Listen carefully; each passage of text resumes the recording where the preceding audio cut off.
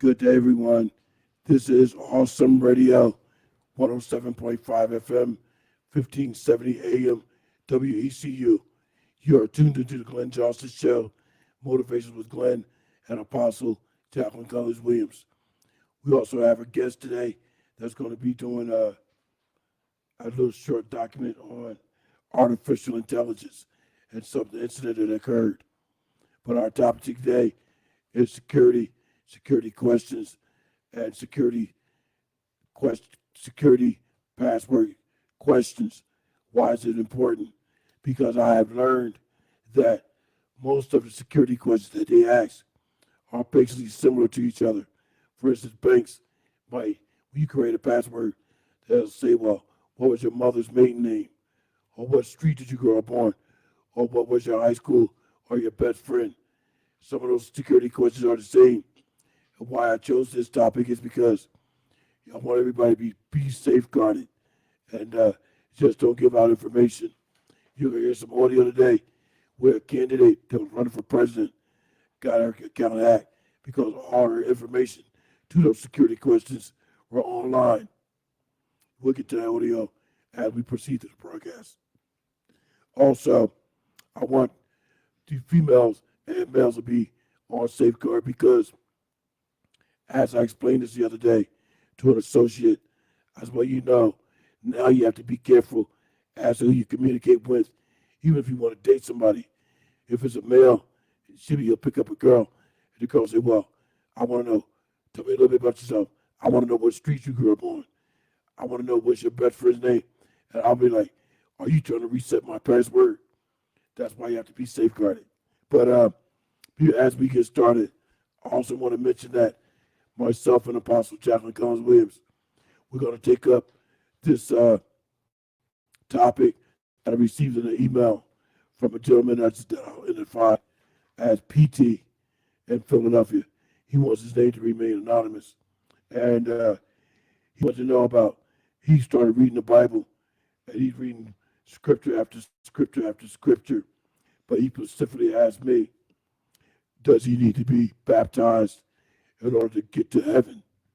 And when it explodes at another broadcast. So I just wanted to mention that to you. So if we have any listeners out there that want to call in what we do and start that topic, I would appreciate it if you call in. Here's Apostle Jacqueline Cullins Williams. Hey, Dr. Glenn, and to our listening audience on today, we are glad to be here. I believe our subject is cybersecurity passwords, and we also have a guest who's going to talk to us about artificial intelligence. And I might need a little help pronouncing that last name. It's Muhammad Enough. Inab. Okay, I got it. Muhammad Inab. We have Mr. Muhammad Inab with us today, and he's going to give us some very good information about AI. And we know, especially those of us that may not be computer literate, we've heard AI and some of the things that could happen concerning AI, which means artificial intelligence, things that are being created. But I've seen a few things online myself that were created by artificial intelligence.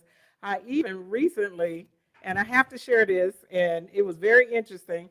I saw a video of one of our popular R&B singers, from back in the 70s, and she's up there singing this song, and it had some filthy words in it, and it was AI created. And they have this whole video of her up there singing this song, and it's not her, it's AI created.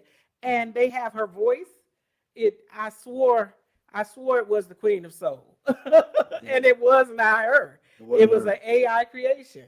And so you have to, I believe that even today, in today's times, that we have to be extra careful because people can use your voice and do an AI creation and make it seem like you have said things that you've not. We've all even seen particular things, in the political arena that have been recreated that have had, famous people saying things that they didn't say or addressing things that they didn't address.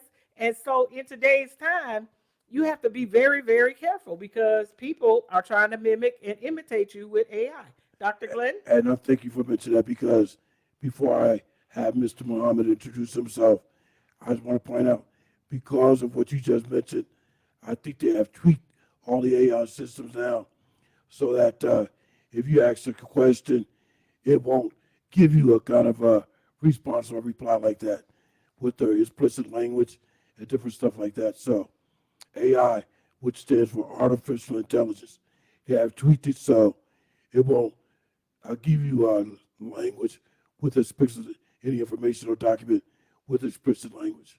And Dr. Glenn, I was going to say, even to that, with these AI creations and people, pretending and making it look like somebody said something that they didn't say, I want to say to you, if you know the person and you know what they stand for, you know, you got to kind of know people, and then that way you can kind of say, well, let's question this. If you know that they have a good moral character, that they operate in righteousness, or they believe in doing things in a positive and good way, and now you see their voice being recreated or used in something that is just foul and just out there, that's outside of their character, you can't question that. And so hopefully, as we get ready to turn it over to our guest on today, Mr. Muhammad, he's going to give us some tips, hopefully, on how we can detect what is an AI creation or anything in that area. Hopefully, he's going to give us some good stuff. I know I'm going to learn some things. I'm ready, and I've got my mind open, and I'm ready, and I hope you're ready, to our listening audience on today, to hear some things about artificial intelligence. All right, ladies and gentlemen, I'm going to have Mr. Muhammad introduce himself. You might recognize his voice. He's a regular on the police report, first responder show with cybersecurity. Muhammad. Well, I've been hearing about it. Well, it's just like you said about AIs. Yes, it's true. Some people, it's not them who sings it or say the lyrics. There's also times that some actors someone used AI voice cloning and used it to an actor, and then some people actually believed it was her, but it wasn't her. Most people believed it was just an AI, someone who made an AI of it to make it look like it was her who said it or not.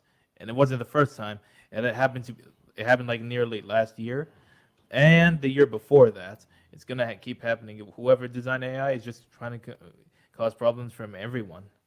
You see, HP has interacted an email campaign comprising a standard malware payload delivered by an AI-generated drop. The use of generated AI on the dropper is almost certainly an evolutionary step forward. Generally, new AI-generated malware payloads, but it's still a strange. But it's still a bit strange. Why is it not fast, We have, fast? I'm sorry, Muhammad. We got 2 minutes, so would you go down to the part where it says general and what is a password? And then we'll go out to break. We'll play our first audio clip and then get into some of the documentation. The part that's highlighted, general. What is a password?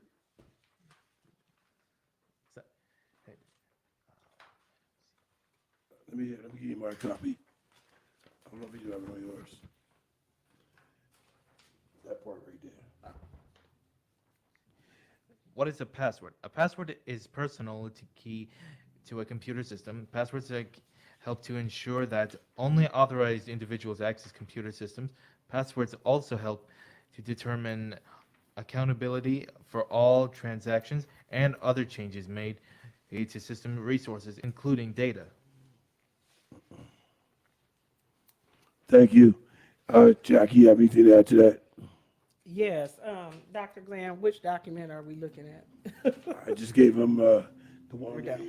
AI. We're down to one moment. We're getting ready to go out on our first break here.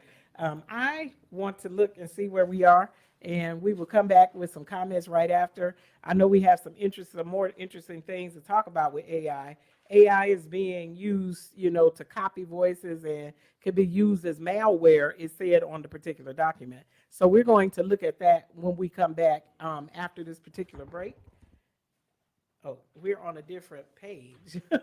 Okay, Dr. Glenn, I'm going to catch up with you in a minute. We're getting ready to go out on our first break. We're going to ask that you come back here with us. You can call in today at 252-756-2008. That number is 252-756-2008. This is Awesome Radio. We'll be right back in a moment. My name is Jayla, and you're to see to my papa, Glenn Johnson, on the ready.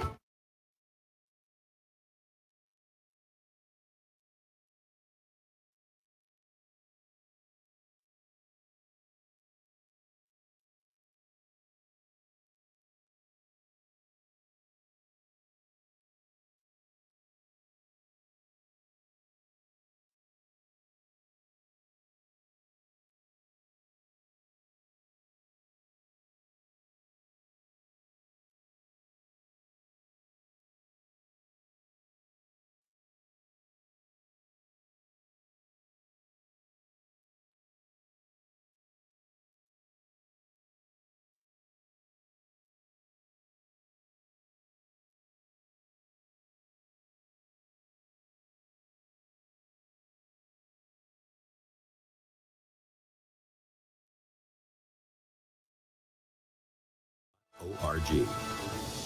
Hello, my name is Dr. Wiley Nithon. Thank you for listening to Awesome Radio, 107.5 FM, 1570 AM, WECU. Welcome back, ladies and gentlemen, to the Glenn Johnson Show. Motivation with Glenn and Apostle Jacqueline Cullins Williams. As I mentioned today, our topic is security questions, and security question answers to some of the security questions that might be asked from your banking institution or several other resources, or even your email. You create a password for your email. They'll ask you to create a set of security questions. I would like for our engineer to play that first audio clip. Hi, I'm James Boyd, and welcome to Security Matters. Sarah Palin was convinced her Yahoo email account was safe. She'd been running as John McCain's vice presidential candidate for a few months when her email account was hacked. Most of us would be scared to death if people could find out what we write and say to those people we email. But a politician with ambitions of the White House? That would be a dangerous thing politically. Her account was hacked quite easily, and if her account could be jeopardized, so could yours. The person who claims to have hacked Palin's account said he did it by resetting her security question. When you sign up for an email account, bank account, or a website that requires registration, you're often asked to answer a few security questions. Those questions are designed seemingly to help verify your identity. So when you lose your email password, for example, you can reset it by answering the question you filled out. That's exactly what happened to Sarah Palin. After discovering Palin's Yahoo email address, the hacker was able to request that her password be reset. He entered her birthday, zip code, and then answered the security question Palin had chosen to accompany her account. According to reports, Palin's security question asked the place she had met her husband, Todd. The answer? Wasilla High School in Alaska. All of that information was available online. A simple Google search revealed the answers to all those questions within minutes. And in fact, that's exactly how long it took this hacker to gain access to all of Palin's most personal email exchanges. It's illegal to hack someone's email account, but that doesn't mean people aren't trying to do it at this very moment. Think of all the data you have stored in your email inbox. Birthdays, passwords, social security numbers, bank account credentials. Chances are you have a ton of data in your inbox that could easily be used against you if someone were to access your account. The Sarah Palin case illustrates why security questions are important, and the answers even more so. In our next episode, we'll tell you what those are and how you can better protect your data. Look for that on our website at www.securitymatters.iu.edu. Okay, that was our first audio clip. I hope everybody got a lot of information out of that. The gentleman stated, Sarah Palin's email or account was hacked by using information that was available on the internet, such as her Facebook page or whatever, that listed some of the details or answers to the security questions, like when she met her first husband. That was on one of her social media pages. That's how they obtained the answer to that question. But he also mentioned when you create a username. My username for my personal email account is quite unique because I couldn't use my entire first and last name because that was already taken. And I'm glad it was because now that I think about it, I'm glad I just used that. So my personal email is GLNNJHN, which is a short abbreviation without the vowels, which is Glenn Johnson. Just the GLNNJHN. So when people ask my email, they see that. They say Glenn Johnson. I said, nowhere on there do you see where it says Glenn or Johnson. It just says GLNNJHN. So just don't type Glenn Johnson because that's not what it says. What do you say about that, Jackie? Yes, we can talk about passwords a little bit here and how to select them. And if you're like me, sometimes I use the same password on everything And I was because just, I hate to try to come up with a new one, or the one that I had before was good and now it's not working, or I've gotten locked out, can't remember, or something happens to the account and now I got to come up with a new one. So I just start using it all the way across the board. Everything gets the same password. I'm glad you said that because I just learned that today about a half an hour before getting to the station. And I'm not going to mention her name or the agency that she's employed, but she works for the Pitt County government here in North Carolina. And she said one of her colleagues had to create another password for an account so they wouldn't get hacked because of the sensitive information. So just like you just said, she used the same password for everything on there because she knows nobody is not gonna guess what that password is. And the password wherever she's at, whatever account, is carrots. Because nobody would think that to use carrot repeatedly. Because first, not only do you need the carrot, but you need the username to go with it. Definitely. And Dr. Glenn, sometimes it asks me to redo the password, and then I still put the same one back in there. To do a new password is getting the same one. I just return the same one Yeah. because it's hard to remember things. You know, I remember looking at something for getting, looking at going back to school and looking at the Pell Grants. And I had a password, on that particular app from way back when. I mean, I don't remember what that is. I can't remember. That's been so many years ago. But here's the thing: what makes your security password really, really safe is if you use 5 letters, 2 or 3 numbers, and 2 symbols, which is what I do. I use 5 letters, 4 numbers, and 2 symbols on all my passwords, so nobody even knows what the symbols are. Well, they want you to use an uppercase and a lowercase as well as the symbols, and even a number. A symbol or a number I is do usually that what too. they want you to do, and that makes it harder. Now, one of the clues or tips that is said here was that you could in the room where you sit or in your particular house, combine a few objects in the room to make a random phrase. So that's something that you'll remember if you're sitting in a particular room in your house. Like you could say, the flowered sofa, if your sofa is blue, green, or a different color, make a phrase that is familiar to you from something that's in the room where you're sitting.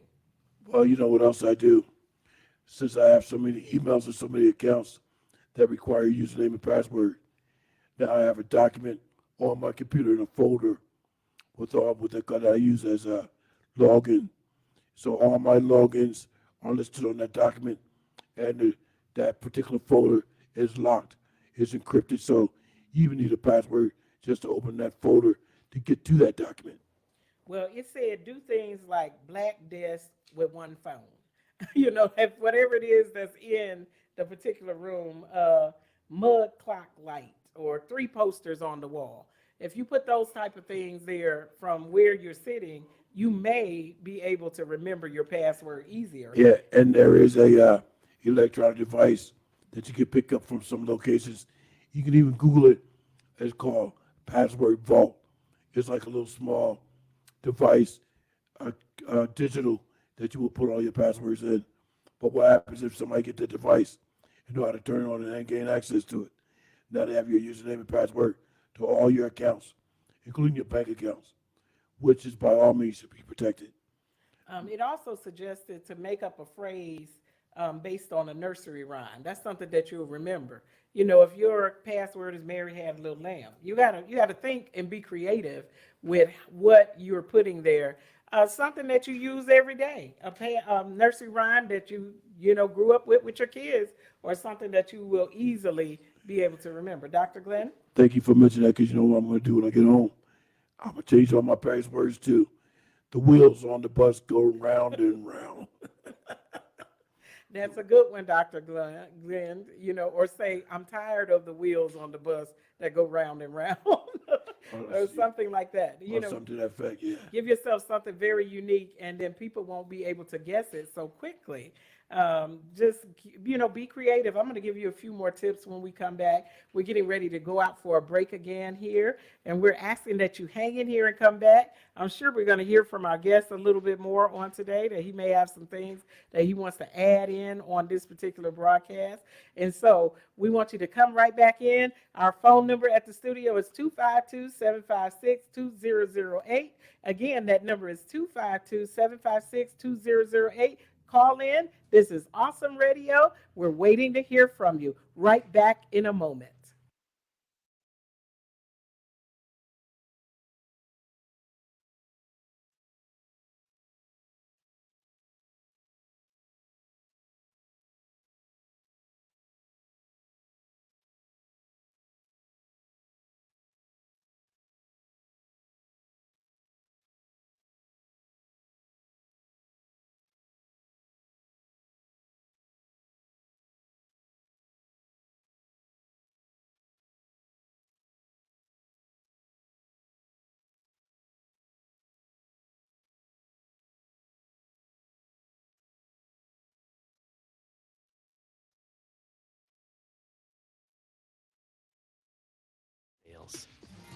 For additional resources or to view our TV program, log on to jashow.org.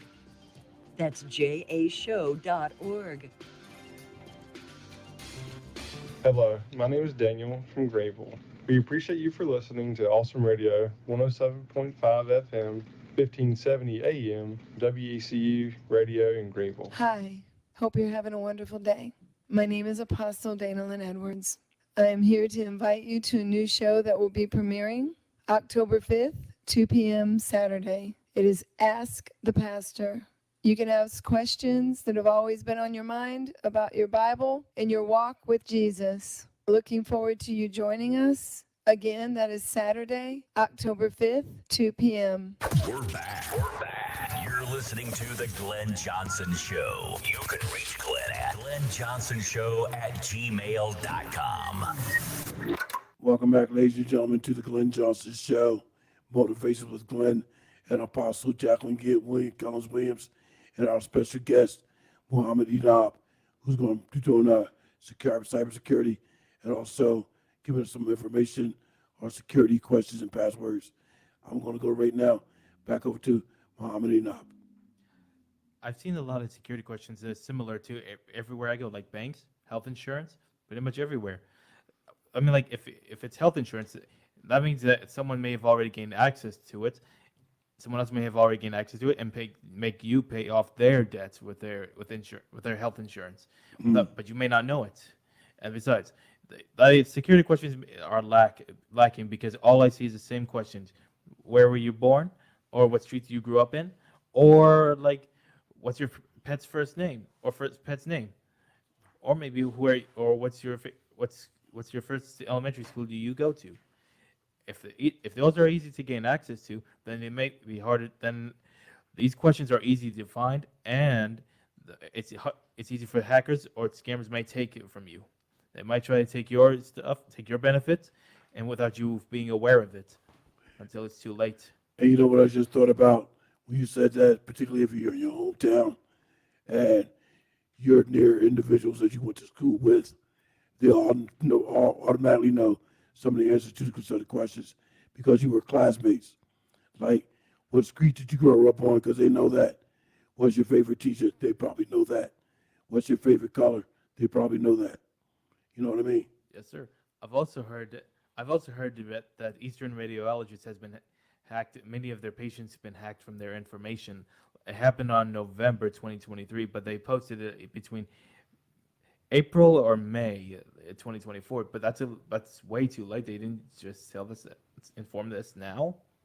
That proves that there's going to be hackers and scammers are pretty bold. They're going to be as long as the year change, it's going to get worse every time. Yeah. And we've all seen those particular letters coming in, or we've seen them on TV advertised from big companies or well-known companies that we probably have worked with ourselves in saying that there had been a security breach and showing that you may be affected by the security breach, or your information may have been leaked with the security breach. So we've all seen those, from popular banks, from, as he said, insurance companies and different places. It could be just your local doctor's office that your particular information could have been leaked out, or someone that was working within the organization, clicked on a phishing link, and that particular that compromised the company system. So we've all seen those particular things, Mr. Muhammad. So I absolutely agree with you. And this is one reason why, particularly in the military, they used to use the last 4 digits of your social security number, because the military had a system where the last 4 numbers would tell a lot about you. Just those 4 numbers, when they put in a system, would bring up a wealth of information with you. Another thing Muhammad mentioned was doctor's office and hospitals. Doctor's offices and hospitals are not allowed to ask for your social security number. There's no reason for them to need the social security number.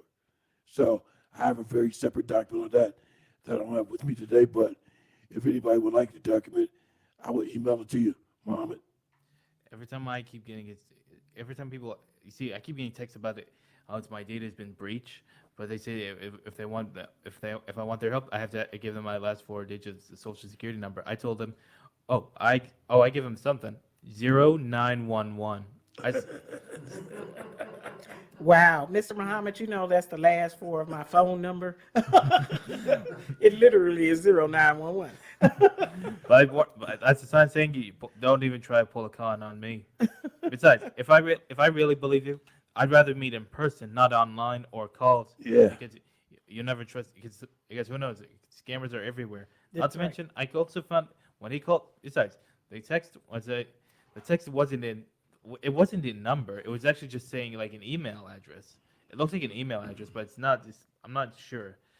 So that's definitely a big scam, because if it doesn't show the number or anything else, that's definitely a scam. And I have to make a confession while we're here today.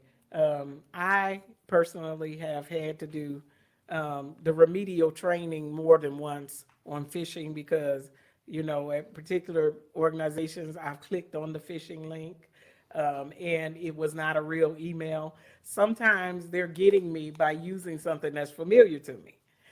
They'll use a name that is in the organization. Of course, you see that person's name has sent you something saying that they're sending you a card from Walmart or something.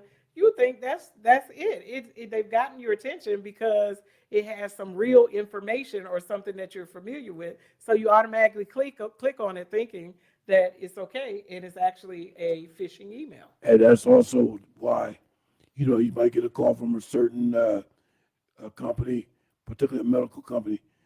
Well, Mr. Johnson, this is so-and-so. Had to verify your account. Could you please tell me your date of birth and social security number? I said, ma'am, respectfully, I would not give you that information over the phone. If you have the audacity to ask me that over the phone, you should know by now that half of America don't give that information out over the telephone. So why would you even ask me that? You have a nice day. Thank you for calling. And that's exactly what I tell them. The newest scam that we're sending you a check. We want you to work for us. And this is one that I've just uncovered and looked at it. They're wanting you to put their decal or the company's decal, one like even from a popular insurance company that's well known. It has the hands on it, like it's like the logo is actually from that company. They send you a check for $2,000, saying we want you to put this on, this decal, but first we want you to cash the check and deposit it and give it to somebody else. No, don't ever cash a check and give it to somebody else. If they're paying you for something, why do you have to deposit the check and give it to somebody else? Well, guess what? I got that. I got the check, but it didn't say give it to somebody else. Is it just to cash it, deposit in the account, and give me a call? I call them back. Never got an answer. I text them. I got a response. I took the when they I went to the bank with the check. The teller put a code up at the top, left hand corner. So I knew that code meant something. Till this day, I don't know what it means, but that meant something to other banks or other tellers that this check can't be cashed. Yes, so find out things and look at it. People they're always, especially if they want you to do something with it, that bank, could put that money on hold, or you don't have to. They wanted you to get it directly, take the money right out, withdraw the money from the check right away, and then give it to somebody else, and you're going to be responsible for that check because that check is not good. Your account is going to be over, and you're going to have to pay that money back. And I'm not going to do that again. And that's still not unless they'll be willing to send me a cashier's check, because a cashier's check is directly from the bank, which means that it's money. Now we have 1.5 minutes to go before we go to the next break. I'm going to have Mohammed mention something. Then when we come back, we'll play the other audio clips. Then we'll get into some more commentary. That'll be today's broadcast. Mohammed. Well, it's like what she said. I've also got it. One time when I applied to a job on ZipRecruiter, I thought it was a legit, but it was like IT job. But when I found out the job, once I found out the email interview and they sent me their benefits, like how much they offer, $40 to $70 an hour. I find that a bit off. And they said they send me payment check of getting the equipment I need, and that's how I find it awfully strange. So I had to search it up. What's it really about? And the place is actually more of a therapy place. So I said, and not interested. Stop scamming. That's right, Jackie. Yeah, so check it out. Don't just run off with anything. You can always Google it online and see if there's a scam concerning that thing, because that's how I found out with that particular check. I looked online and said, is there a car decal scam? I looked right up and there it was, and it explained it just like the letter that they sent me. So don't just run off with things. Check it out. Don't be a victim of something just because you didn't Google it. We're getting ready to go out on another break here. And when we come back, we're going to have a few voice clips that Dr. Glenn has selected for our program on today. And we know we're going to get some good information. You can still call in. It's not too late. 252-756-2008. We're getting ready to come right back. This is Awesome Radio. Hang in there with us. We're looking forward to you coming back. Keep it locked right here to the Glenn Johnson Show.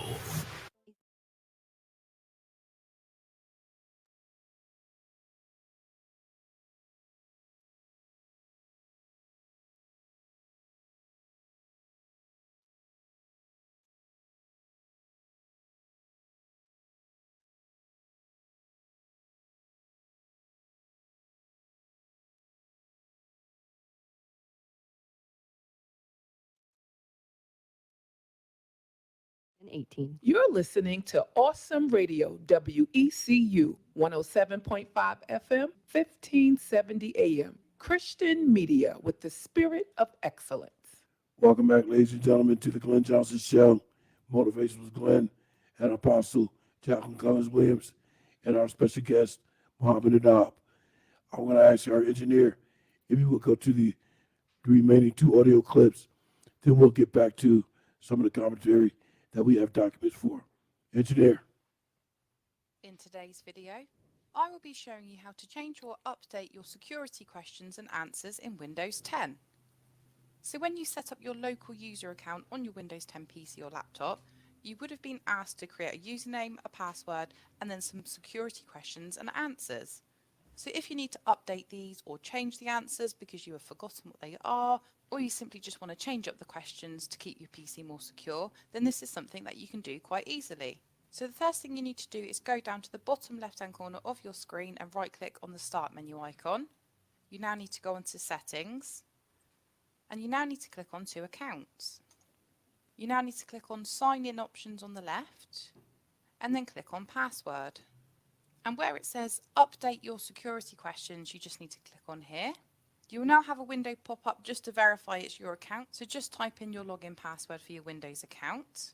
And once you've typed in your password and pressed OK, you will now be able to update your security questions. So you can simply click on the drop down, choose one of these options here. So for example, what was your childhood nickname? Type in your answer. And once you're happy with your new security questions and answers, just simply press on Finish. So if you now go to log into your local user account in Windows in the future and you've forgotten your password, you will then be able to recover your password and get back into your account using these security questions. Okay, I do. You go to that other one. Then we'll be finished with the audio today. And you can shut that computer down. Maya Arson, better known online as CrimeU, is best known as the hacktivist who located a copy of the TSA no-fly list on the public internet in 2023. The list was found on an unsecured AWS server associated with Commute Air. It contained personal data on almost 1,000 employees, as well as a file called nofly.csv. That was a copy of the 2019 version of the TSA's famous no-fly list. The Daily Dot's publication of the list sparked massive interest, including calls by prominent activists to address racial profiling and congressional investigations into airline security. So we asked CrimeU 3 of the tech community's most common questions for hackers. Question 1. What exactly is a hacker? While many people associate the term with criminal activity, hacker is actually a very broad term. Although this series centers around computer hackers, a hacker more generally doesn't even have to be someone who focuses on electronic devices. Think of the term life hack or to hack a recipe by swapping ingredients. As CrimeU puts it, a hacker is anyone who finds creative solutions to problems. So in the context of computing, that could refer to finding novel ways into a secure database, or creatively sending instructions to an unsuspecting and ill-prepared device, for instance. Any way into a system that's not purpose-built for a device's owner. Question 2. What one piece of advice would you give to help everyday users stay safe online? It's actually much simpler than you'd think. There's a popular belief that criminals are spending most of their time breaking into individual people's accounts, leading to worry among many. But in reality, most hacks are done at scale. Criminal hackers steal passwords, credit card numbers, and health data, for example, from large databases. So one of the best moves you can make, CrimeU says, is to keep all of your software updated. Sometimes you're worried that an update will introduce a new feature you aren't excited about. We get it. But applying all of your updates, especially those for your web browsers and operating systems, will help keep you from getting randomly hacked. By staying up to date, users can ensure that there are as few as possible old and proven ways into your device. Question 3. Why haven't hackers erased the student debt? According to CrimeU, it's the most common thing people ask of hacktivists. While everything is technically hackable, companies that handle student debt almost certainly have backups of the data in both digital and paper form. There's no one central server that handles all of America's student debt that can be wiped forever. In CrimeU's words, it's not the most feasible thing. There are way more important aspects in which hacktivism could help with student debt, like documenting corruption and potential price gouging in those companies and universities, because there's definitely some shady going on. So the likelihood that your student debt will get nuked by hackers is slim at best. As a reminder, hacking things that aren't yours without permission is illegal. So kids, don't do it. Stay on the right side of the law. And as always, happy web surfing. Okay, that was the end of our video, of our audio clips that we had available today. But now I want to go to Muhammad, ask him a question about something that the gentleman said. A lot of times people are more inclined or declined to update their computer because it might put some other kind of software in it that they had no intentions on having on their computer. I noticed that happened to me. Or it might change the parameters of some software. Now the software is not working the way it's supposed to. Well, it depends really. You see, if on your device, it depends on the device. How old was your device? It was a fairly new device. Fairly new. Sometimes it may not be legit, though. Whatever it is, the software they are giving you could be a scam. Maybe trying to trick you, trying to gain access to your device of personal information, like a Trojan attack. You may not, and you might have, and there's going to be a third party or an unwanted guest who wants to see what you're doing, like your personal information, email, everything. I mean, like even your email accounts, you might be able to see it. And before we go over to Jackie, if we don't get enough to accomplish on this part, we'll wait for the last 10 minutes. But also, I want to ask you, Mohammed, uh, you think like when you want to delete a program off your computer, it might not delete because of the DLL. It might say if you delete this program, it's going to stop this other program from working because the DLL, which is Dynamic Link Library, there's some software that piggybacks off of other software in order to operate. I'm not sure about that. I wanted to say, keep one of the things to be safe online or in this new cyber world is to keep your personal information private.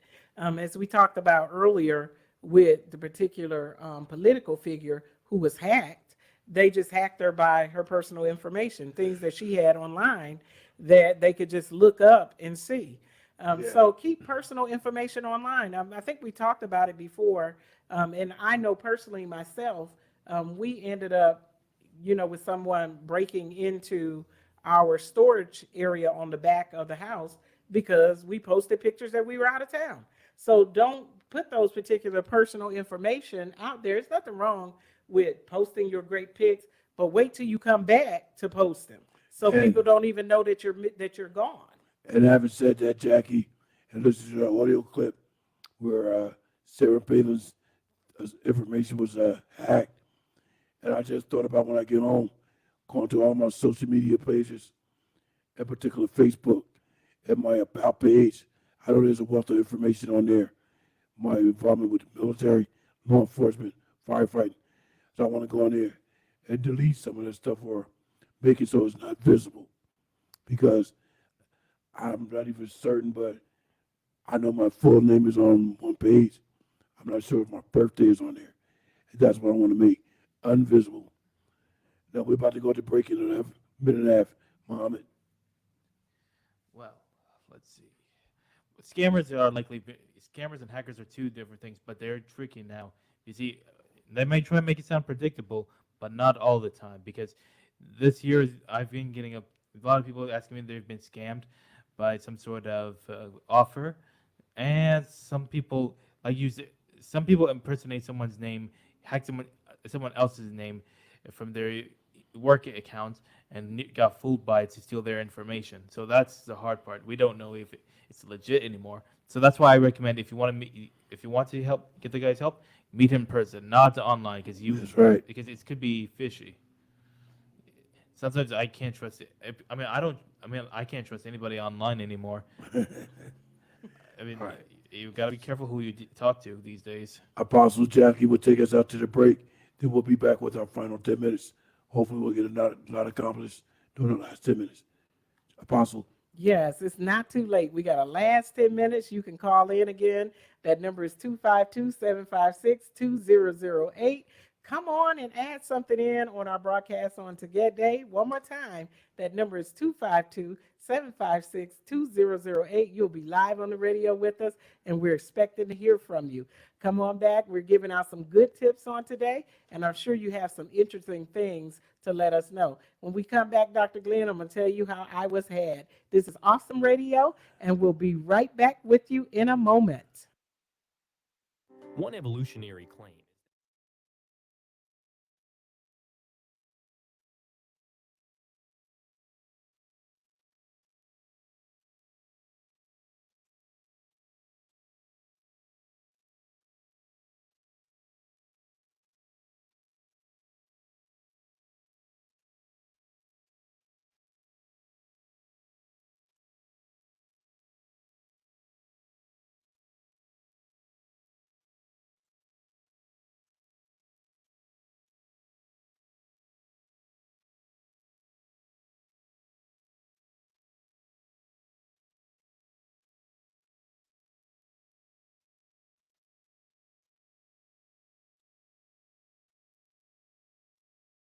Declare the glory of God.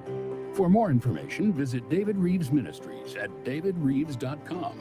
DavidRives.com. My name is Jayla, and you're to see to my papa, Glenn Johnson, on the radio. Welcome back, ladies and gentlemen, to the Glenn Johnson Show. Motivation with Glenn and Apostle Jacqueline Cullins Williams. Our guest, Muhammad Enab. As going out to the break, Apostle said she had to share something with me about her being had or hacked, one or the other, but I want to hear it. Then we get to our another document. We might have time to get onto it all, but we might end up doing a part 2 next week. That include the part where the gentleman posed a question to me. Can you enter heaven without being baptized? We might do that for 10 minutes and then get into part 2. Jackie. Yeah, so I was just going to share with you online, sometimes it looks like you could be ordering from a certain company and it's not that company. So this is also, a way that you're being had. I ordered a treadmill online from a particular company that looked like it was, some of the large distributors, they have vendors that they allow to sell their particular products on their sites or under their names. And so I thought I was ordering, with the confidence that this was a large known company. I ordered it and, I didn't get any return email. When you order online, they'll give you an email saying that your order has been processed, this, that, or the other. It was like the next day. Well, maybe the email is behind and we're just waiting on it or whatever. We had to go and I found out the whole company was just a sham. They were still using these well-known name, but it was just a false company. They were getting our money. I'm glad you mentioned that because last year, if I'm not mistaken, people had to call Uber because they were getting items that were not edible. But the people were calling to see if they could eat the item since it was delivered by Uber Eats. If you delivered a box of paper towels, of course you can't eat that because it was delivered by Uber Eats and it's usually concerned eating, they thought they could eat the paper towels. I said, you haven't got to be kidding me. Dr. Glenn, I want the name of those people. I want their name too because who thought they could eat paper towel. I don't want to sound disrespectful or anything, but I want their name too because I'm like, you have got to be retarded. Well, in some of the 10 most common security questions that we have here is the name of the road that you grew up on. What's your mother's maiden name? We see that on every single one. That's the one I wish they would get rid of. Now, there's a lot of people that know your mother's maiden name. So some of these questions are so common until people that know you, or as Dr. Glenn said, that grew up with you, even your adult children in your household that don't live with you anymore can answer your particular security questions. So you need to get some unique ones that are left to speculation that only you would know. What's your favorite place to vacation? If they see you vacationing there every year, it's not too hard to figure out that you like to go to that place. But I do know there's some individuals out there that don't know their mother's maiden name. They have to call their mom and say, Mom, I'm trying to get into my account. What's your old name again? Because they forgot, because they don't hear it all the time. So he'll call up, Mom, what's your old name again? They don't call it, what's your maiden name? What's your old name? Or what's your favorite food? If you're online eating seafood all the time, we know that seafood is your favorite food. So it's a lot of common questions that are there that people could guess at or they could answer for you. So get some unique questions, that everybody may not know. Dr. Glenn? Yeah, the one I had the most problem with is when the banking institutions ask for your mother's maiden name. I think they should do away with that because just in case people might know it. I know a lot of people that I know and grew up with, they don't know my mother's maiden name. Why is that? Because she doesn't have one. She would have had one if she would have married my father, but she chose to not to do that just for that reason. She wanted to remain a Johnson because of my grandfather, who was a reverend minister. So she wanted to pay homage to him, honor him always. So she never got married, just so she wouldn't have to change her name. Your password should be a secret. It shouldn't be something that everybody knows. Sometimes, especially with older people, like when my mother was living, I used to have to help her, make those passwords. And I know some of my, nieces and nephews helped her make the passwords to her Facebook accounts, and she didn't know it. She didn't know what it was, but she knew how to use the account. She just didn't know what her password was. Yeah, Mom, we have 5 minutes for the remainder of the broadcast. You have anything else to add? Just about the artificial intelligence. It may be true that it is strange a bit of why these aren't abstracted, but why did the attackers not remove the comments? Is it because the conclusion strengthened the possibility that the attackers is a newcomer using a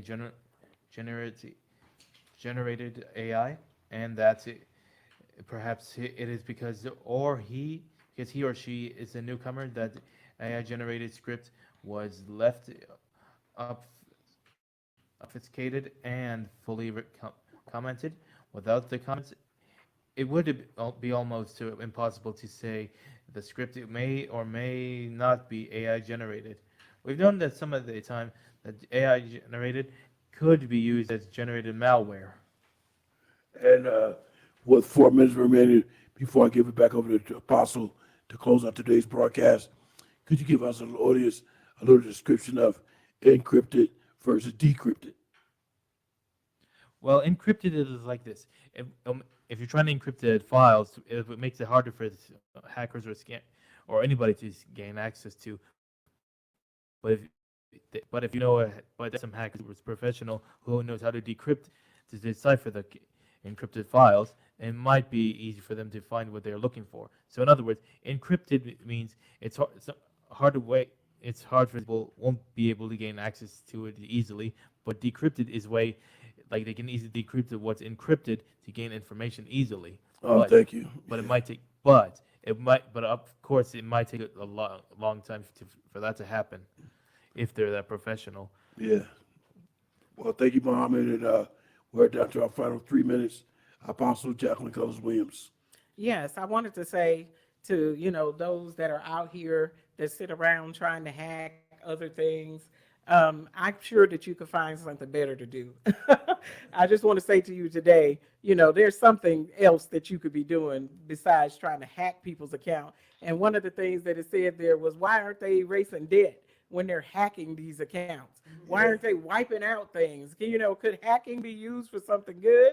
But, there's always backup files with all that information there. I often see them just hacking to cause trouble, as we saw with the large company with the airlines and what was happening with the flights and, the mistakes. And there is also right now talk of that going on now with some large companies. But Jackie, you mentioned about erasing this kind of debt, that kind of debt, and I would definitely do a part 2 because the last audio that the engineer has, it explains why these hackers have erased student debt, which is the most important debt in this country. So I'll give it back over to Apostles to close out today's broadcast. Yes, and they're saying that there's some indications right now going on of some large companies being hacked, and we're seeing in some of the stores where people are buying out and buying things because they're in fear about systems going down, and some things that are rumored online that are saying that you need to have cash on hand and draw out some money and make sure you have some because things are getting ready to go bad. Let me tell you something. We're in the hands of the Lord, and nobody can pluck us out. He made this world and he's in charge of it, and he's not going to allow the enemy to take over everything. So I want you to be at peace and understand that your life is in his hands. And, he's been taking care of us all this time, and he's going to continue to take care of us because he's a God that keeps his promises. Dr. Glenn? That's right. And I want to thank all of our listeners for listening today. I'm sorry that we couldn't get into a lot more discussion on some of the documents that we have, but I promise we'll do a part 2 next week to get to some of the things that we didn't get to, because I do want to play the audio and get more document on why some of these hackers have erased the student debt, things like that. So join us next week if you can. I'll give it back to Jackie, who will close out today's broadcast. Hey, we want to thank our guests for being on and coming on, Mr. Muhammad, today. We really enjoyed you and your input, and we want to invite you to come back here right now next week to the Dr. Glenn show, the Glenn Johnson show, Motivations with Glenn and Jacqueline Cullins Williams. We're going to have some more interesting and good content on next week. It's going to be just as